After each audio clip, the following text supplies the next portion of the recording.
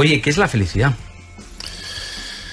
Muy compleja la pregunta. Vamos a ver cómo salimos de esta. Mario Alonso Puig, cirujano y conferenciante. Solemos confundir la felicidad con el bienestar subjetivo. El bienestar subjetivo es lo que colma los sentidos. La felicidad es algo que colma algo mucho más profundo en el ser humano, es lo que colma el corazón.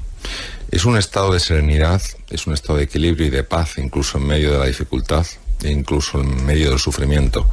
Por eso yo diría que la felicidad no es necesariamente un estado emocional, sino un estado de conciencia, una perspectiva sobre las cosas. Es muy difícil cuando uno está sufriendo que sienta alegría.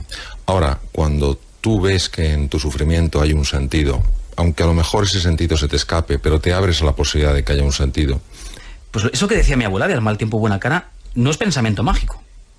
Vamos a ver, cuando una persona lo está pasando mal, lo que hay que ser es muy cuidadoso en cómo se hacen propuestas o se hacen sugerencias. No se puede banalizar, o sea, el sufrimiento humano no se puede banalizar y darle una palmadita a alguien que lo está pasando mal y decirle, venga, esto se soluciona pensando positivamente, porque lo lógico es que se enfade y te mande a paseo. Ahora bien, si uno comprende que hay que empatizar, es decir, hay que entender cómo está viendo el mundo una persona que ha perdido su trabajo, que está enferma, de tal manera que esa persona se siente escuchada. Entonces, el momento en que se siente escuchada, no se siente ofendida por ningún tipo de comentario que puede sonar banal.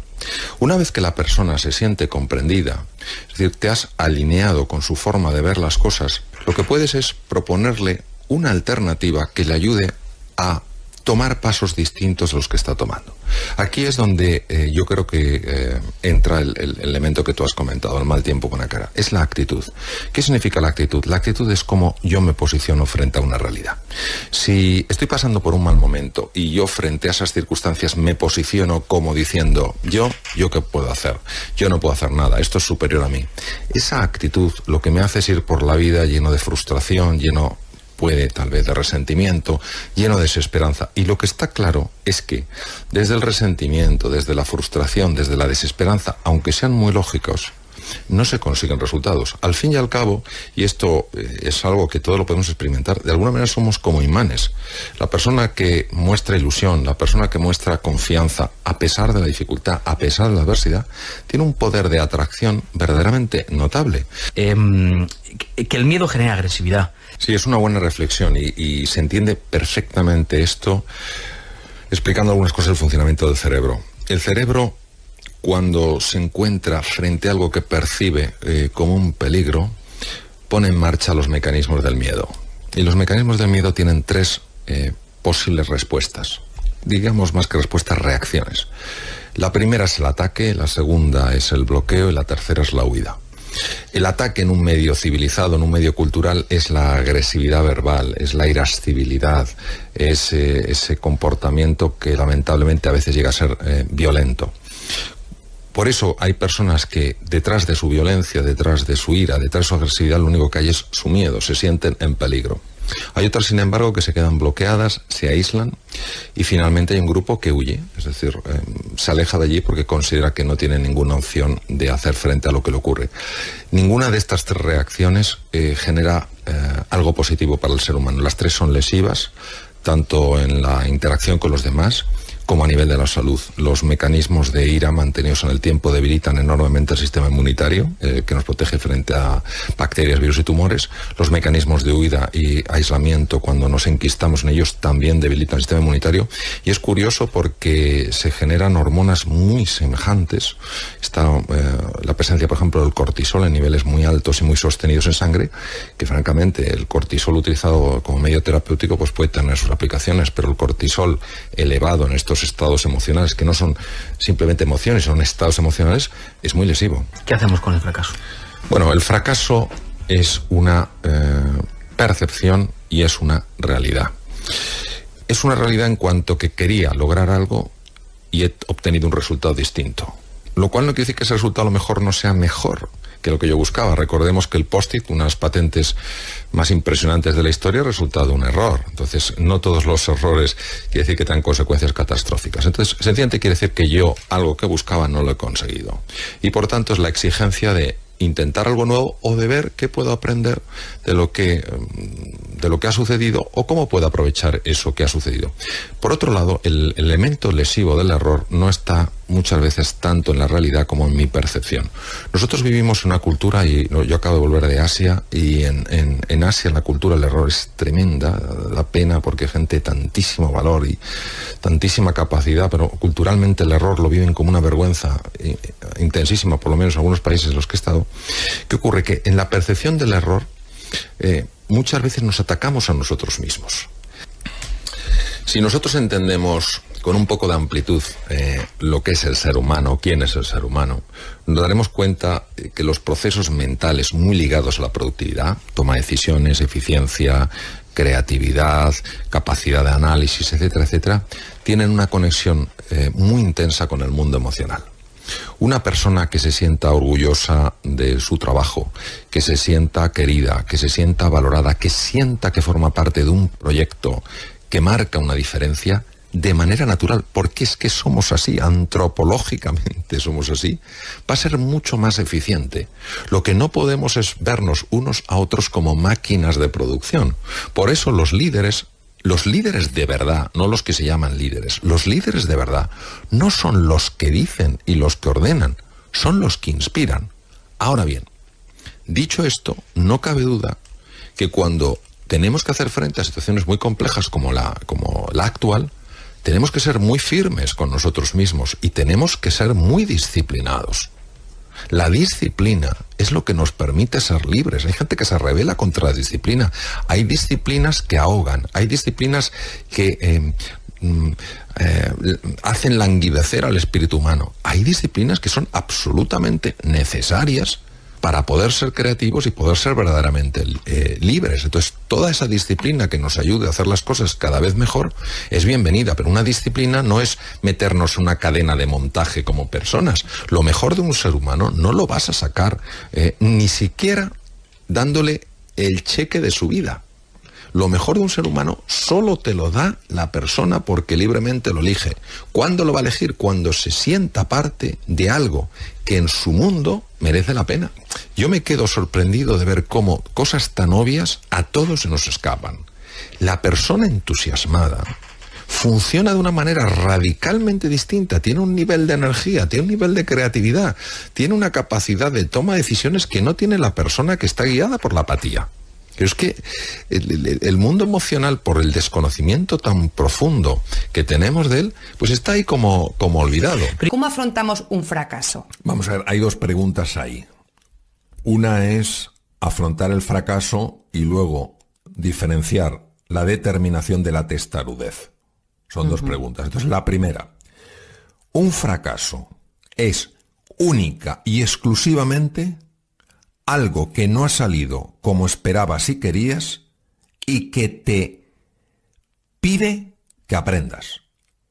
Es decir, un error, es decir, lo que no ha salido como querías, solo se convierte en un fracaso si no hay aprendizaje.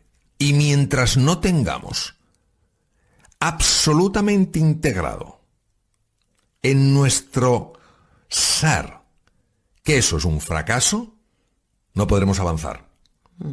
¿Qué ha ocurrido con personas? Ejemplos hay miles. Desde el grandísimo inventor Tesla, porque a veces se habla mucho de Edison y se habla poco de Tesla, y Tesla fue fuera de serie. Personas del mundo del cine, personas del mundo de la tecnología, etcétera, etcétera.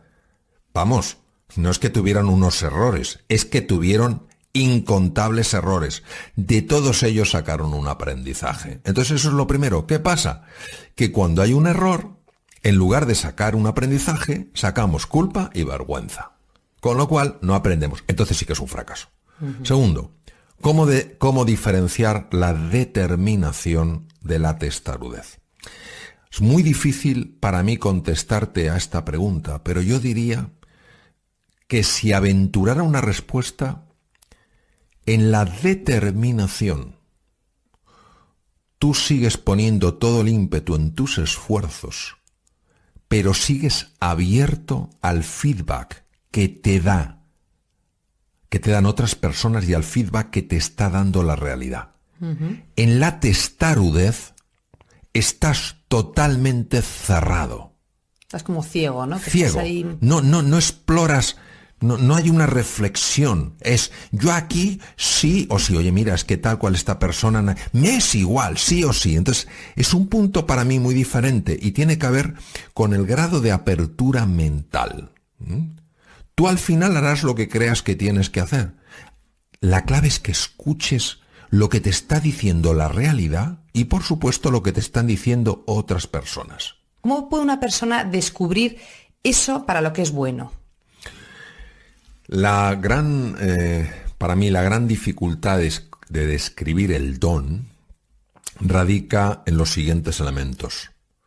Primero, muy pocas personas son capaces de ver el don en otra persona. Te pondré un ejemplo. Hay una persona que yo conozco que cuando era niño ya demostró una creatividad absolutamente excepcional. Absolutamente excepcional. Sus padres sabían perfectamente, porque conozco a los padres, sus padres conocían perfectamente la increíble creatividad. Tenía algo que se salía de lo normal. En el colegio, solo a una profesora le llamó la atención el nivel de creatividad de este niño. El resto ni siquiera lo supo valorar. Y llegó un momento en que esa profesora llamó a los padres y les dijo: estoy impresionado del nivel de creatividad de su hijo. Los demás ni sabía por qué. Entonces, primero es la dificultad de que reconozcan lo que se sale de lo habitual. Por tanto, esperar que el exterior reconozca tu don es difícil. El segundo elemento que hace difícil el reconocimiento del don es que al ser para ti natural, no lo valoras. Porque como se te da tan bien, como para ti no requiere esfuerzo, ¿dónde te viene la pista? La pista te viene cuando alguien se queda sorprendido ante algo. El don lo tiene todo el mundo, pero casi nadie lo reconoce. Entonces, es verdad que es difícil de encontrar. Entonces, ¿qué sugeriría yo? Sugeriría ser sensible con uno mismo a aquellas cosas que se te dan especialmente bien, pero que tú no estás valorando en tu vida. Y dices tú, bueno, pero esto es una tontería. ¿Seguro? ¿Seguro que es una tontería? ¿Cómo lo sabes? O prestar atención cuando a alguien le llama la atención: oye, qué bien has organizado Yo recuerdo una vez en una cena compleja que había que organizar, donde se sentaban unos y otros porque había mucho tema de protocolo, y estaban ahí devanándose la cabeza unos y otros. De repente llegó otra persona y dijo: esto es muy fácil, pum, pum, pum, pum, pum, pum, pum, resuelto, lo vio inmediatamente. Para él era normal, y dijimos: oye, qué barbaridad, qué bien lo has hecho, para él normal. Bueno, esa persona está demostrando un don para la organización. ¿Qué pasa? Que no puedes hacer todo un proyecto o una carrera profesional anclada en la organización de eventos, organización de temas, protocolos, lo que sea. Y era un don natural. Es que pasa que nos falta esa agudeza sensorial y tampoco recibimos ese feedback suficientemente claro del entorno para orientarnos. O sea, con un optimista lo tiene mucho más fácil para tener éxito, para superar problemas, para ser una persona sana. Yo transformaría el concepto optimista por la persona positiva. ¿Qué es la persona positiva? La persona positiva es aquella que siempre está buscando la oportunidad incluso en medio de la dificultad. Es aquella persona que ha conseguido ganar gobierno, dominio sobre su foco de atención y continuamente está buscando la oportunidad. Porque busca la oportunidad, vive en un espacio emocional, en un estado de ánimo radicalmente diferente del de aquella persona que solo se está enfocando en lo que está mal. Cuando un ser humano se enfoca en lo positivo, no es que deje de ver lo negativo, es que tiene mucha mayor perspectiva para resolver lo negativo. La persona que se deja englobar por lo negativo tiene un cambio tremendo en su constelación hormonal, en las hormonas que hay en su sangre. Hay cambios profundísimos en el riego sanguíneo del cerebro, ve con menos claridad. Entonces, ¿qué pasa? Que la persona positiva, la persona que busca la oportunidad, al final es más optimista, porque tiene un cuadro más equilibrado de la realidad. Tiene mejor perspectiva y, por tanto, puede tomar decisiones con mayor acierto.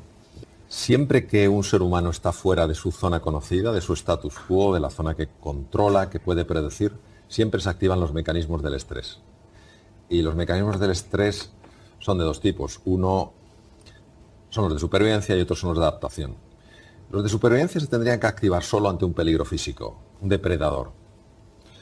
Sin embargo, sabemos que se activan cuando una persona tiene la sensación de que va a perder imagen frente a los demás, va a perder estatus, va a perder valoración. Y es muy serio el efecto de la activación de este mecanismo de supervivencia, porque se ha podido fotografiar en experimentos muy controlados en laboratorio con voluntarios que hay un cambio profundo en el riego sanguíneo del cerebro.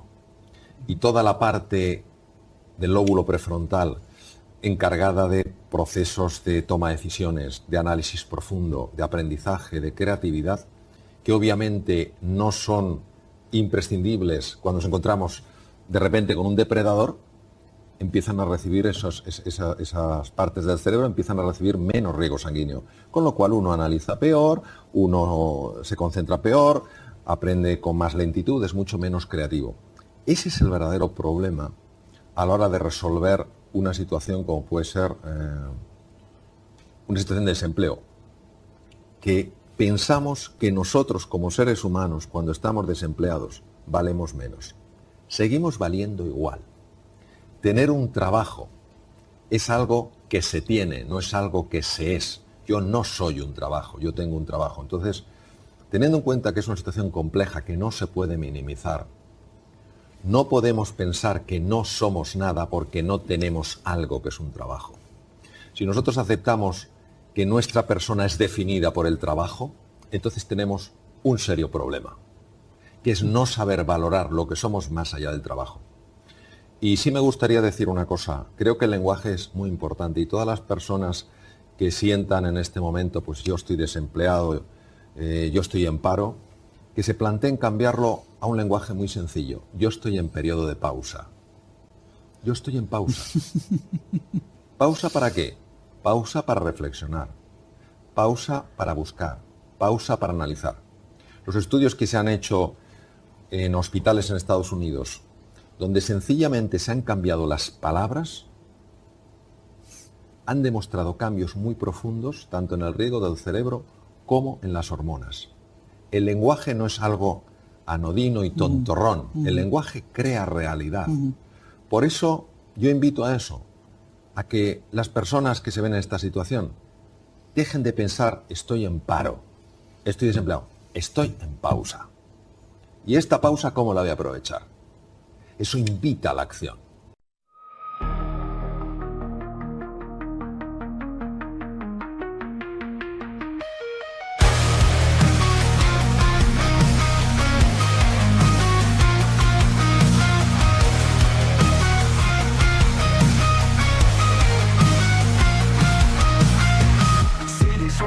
Mechanical shadow, the neon whispers, secrets don't follow. Streets empty, ghosts, echoes of tomorrows. Midnight clocks, ticks, lost dreams borrowed. Skyline, fractured moonlight descended. Cold reflections, memories neglected. Voices calling from digital ocean. Darkness creeping, unnatural motion. Echoes in the void, lost and destroyed. Cold reflections, cries, voices tangled in disguise. In the night I realize shadows merge beneath the skies. Synthetic heartbeat beating sinks through the wires. We're on the brink of understanding where we link. Glimmers where the fractals blink. In the twilight dreams unfold. In the stories we've been told. Answers hiding in the fold. Gotta search before we're old. Layered voices they collide. Through the mist the shadows glide. In the chaos we confide. Push and pull like ocean tide. Melodies they rise and soar. In the echoes we implore. Pull me through the nevermore. Drifting out to distant lore. Haunting echoes call my name. I can feel the burning flame. Ghosts of past they sigh and strain. Memories that twist the pain. Through the static I hear cries. Voices tangled in disguise. In the night